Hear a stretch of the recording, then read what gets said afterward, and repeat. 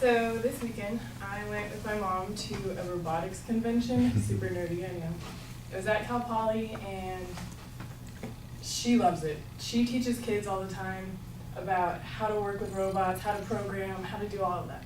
Except I know nothing about that, and I kind of give her a hard time because she taught all these kids this, but she's never taught me it. She's taught me about plants, she's taught me about math, she's taught me English, but she's never taught me like any programming, so we're a little edgy about that. Anyway, so we were at Cal Poly, and she knew the professor that was talking. His name's Dr. Jala. And our project was we had to create this robot that had 2 inputs and 2 outputs. And my mom, she's been doing this forever. And she was super into the idea of making like a little guinea pig or something like that. And so she was like, well, it has to squeak and it has to do all of this and it has to do this. I'm like, no, Mom, like, you need to just settle it down, just relax. Like, we're gonna make it, the eyes light up, we're gonna make it move, we're gonna make it do this. And she was like, okay, and she would calm down. And then whenever a problem would come up, she's like, well, I don't know how to do this. I'm like, Mom, no, like, relax, it's okay. Like, you just go back to what he said. You put this program here and this and this. And my quote today was, a moment's insight is sometimes worth a life's experience. And I think that's so true, because sometimes when you're in something you love and when you have a problem, you just freak out. Your mind's super clouded. You just don't know what to do about it. And so I feel like having a person there with like a fresh look on things is like a really good way to go about it. And I'm going to talk about that in means of like relationships and in means of just problems in general. So first, with relationships, we've all had that fight with that significant other that you both think you're right. Like, nothing's gonna change it. Like, I'm right, you're wrong. But you always have to ask one person, like, he did this, like, I don't know what to do, blah, blah, blah, blah, blah, blah, blah. And the person will come out and be like, no, listen, like, you're wrong. He did this for a reason, or blah, blah, blah, blah, blah. So I feel like that person with, like, the clear ideas, coming out, telling you what to do, it really helps you as a person clear your own head and be like, oh yeah, you're right.